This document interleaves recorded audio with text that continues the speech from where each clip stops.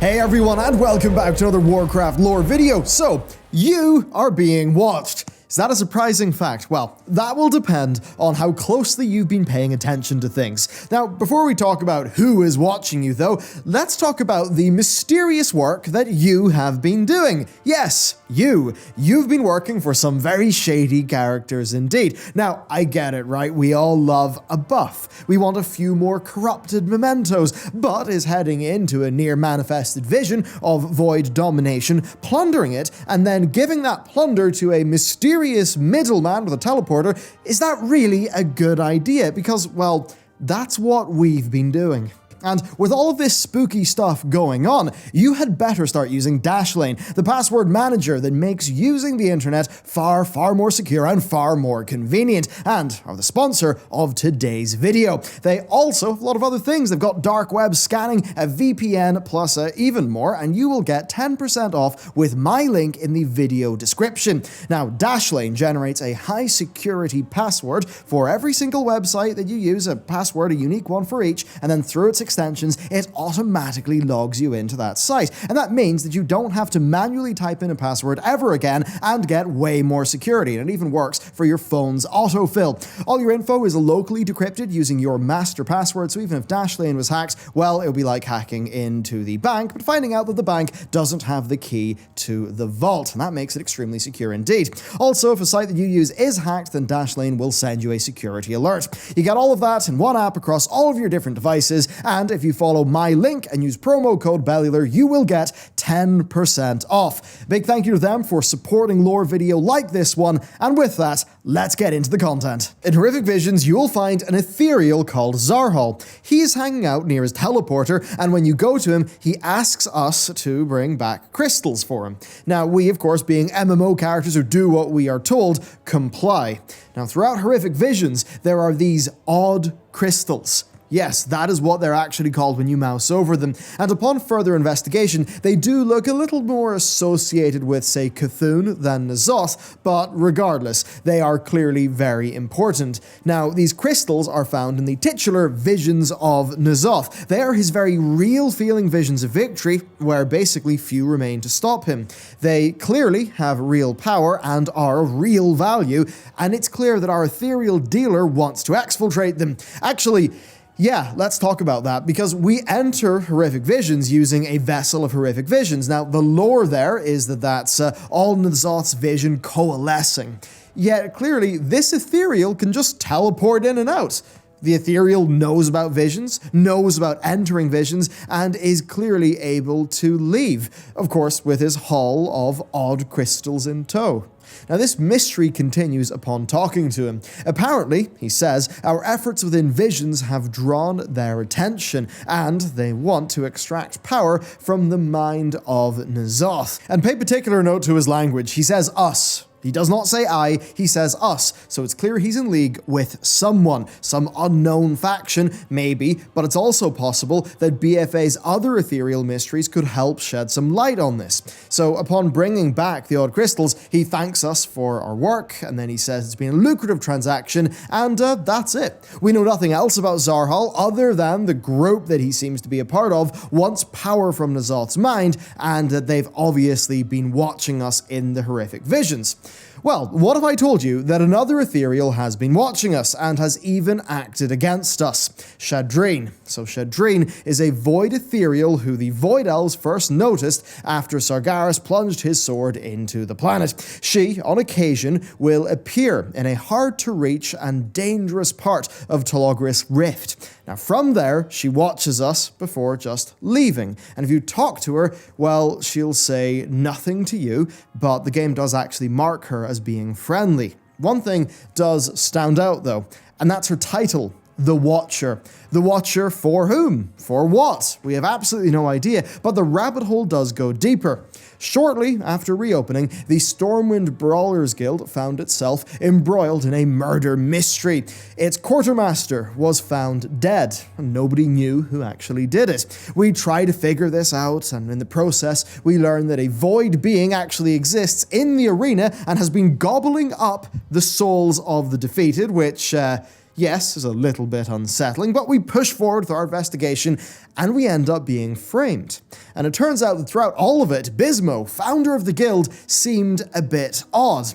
And that is confirmed to us when we find out that the real Bismo is in Area 52, and he had in fact been replaced. Now, upon returning, we find that the imposter Bismo is actually an ethereal called xal'atath. We end up killing him, and on his body, we find orders. Who are those orders from? They're from Shadreen. You are my eyes when my eyes are elsewhere. See everything, remember, record, report. The way they move, the way they fight, their choice of armor, their taste in weapons. Let no detail elude you. Pay special attention to the heroes, the champions, the movers of fate. Watch from afar, watch when up close. Interfere if you deem it necessary. Do not fail me, xal'atath. No, I have eyes on you too. That is her letter. Now, his title, by the way, is Blade of the Watcher. Shadreen, of course, is the Watcher. Now, if she has eyes on him, even though he's there in the guild, it could suggest there's even more going on with the Brawlers Guild and that her network of spies actually goes deeper. Now, while this is the most recent example of ethereal spying, there's actually another confirmed Shadreen case that you probably didn't notice. The Trial of Style. She will, very, very rarely, appear and ask the trial's announcer if she has collected the required information. The announcer, if this happens, says that she has, to which Shadreen says, "You have done well. My master shall be pleased to see this." And then she departs. So what have we learned from this? Well, Shadreen is the Watcher. She is a master and she's clearly interested in us. The Trial of Style was her first attempt to analyze us, clearly using it to see what type of armor we wore, what sort of things we were doing. Shortly after that, she then sent an operative to the Brawlers Guild to see how we fight, the armor that we wear, the weapons that we use. And I think it's even more important here, considering that we were wearing, what? The Heart of Azeroth. And note that Shadreen specifically told xal'atath to pay attention to the champions, the movers of fate. They're the only people who would have, say, wielded artifact weapons, who would be wielding the Heart of Azeroth now. And remember then that in Horrific Visions, Zarhal told us that our efforts had caught their attention. So could Zarhal and his people also be watching us? Could they all be in on it? Well, they could be, but there is one problem preventing that. Shadreen is a void ethereal, much like locus-walker, and of course the same goes for xal'atath. Zarhal, though, is not a void ethereal. He's just a regular ethereal, one that looks like a certain guy you'll actually know pretty well, Thaumaturge Vasheen. Vasheen is his name, and Thaumaturge originates from the Greek words for miracle and worker, and it's a word that's often had religious connotations. Yes, that certainly is an interesting title for Blizzard to give one of their characters, Miracle Worker Vasheen. Now, what has Vasheen been doing recently, right? Well, he's been collecting powerful things from us. I mean, yes, he reforged at one stage, but more recently, nether shards, he's collected those. They're crystallized nether, highly powerful and given to him freely. There's then veiled argonite. So what? That's the crystallized power of the nether and the crystallized blood of the Titan of Death. And since then, he's been collecting azurite. Well, it's been Titan residuum, but that's what's left over when you scrap azurite gear. Azurite gear, canonically, is imbued with azurite, the crystallized blood of Azeroth. So, I mean, come on. He's clearly a shifty fellow. We know almost nothing about him. Now, on the Vindicar, funny enough, we actually ask Vasheen about locus-walker, only to find out that he thinks that locus-walker is a disreputable individual who did not repay his investment in a project. So, there's clearly some history between those two characters, and clearly a lot of moves being made behind the scenes here. So, given how they're both collecting powerful items from us, and how Zarhal said us, not I, is Vasheen working with him? Are they both a part of the same group? I mean, they have, as I said, both been collecting powerful items from us, but right now it's kind of just hard to know other than, well, they're both not void ethereals. What we do know, though, is the two groups of ethereals are paying very, very close attention to us. The regular ethereals, they seem to know what we wear, they sell us random tokens, they have both collected the crystallized blood of, well, two titans, and then also the crystallized power of an old god from, most recently in the Visions. There's then Shadreen, who, yes, does serve a master, and has been paying very close attention to us as well. So what could all of this mean? Where could this actually leave us? Well, I would say that this is all laying the groundwork for future expansion material. We know from BlizzCon 2019 that the upcoming story of World of Warcraft is going to be exploring that cosmology chart and all of its implications. Now, characters such as Illyria, Locus-walker, Medivh, Ashara, Sinestra, and xal'atath, they've all been set up to facilitate that. Now, the Ethereals have many established factions, as of course we've seen in the past. Now, clearly some of those factions are taking an interest in us now. And if that is the case, then it's clearly something that Blizzard will want to pay off in the future. Indeed, I would not be surprised if you see Ethereals or maybe Ethereal-like beings in Shadowlands. I say this because anima is said to be traded in the markets of Oribos. Now, trading in powerful things such as anima, that is totally within the realm of the Ethereals. It's what they seem to do day in, day out. So I've got to wonder if we could see a direct tie-in there, or maybe if it's just another way for Blizzard to foreshadow the Ethereals' next appearance in the main Warcraft storyline. So let's talk about that storyline. We have a number of plots to watch out for here. Shadreen serves a master. She's clearly spying on us as well, so while she technically is friendly in terms of what the game considers, we should be very suspicious of her.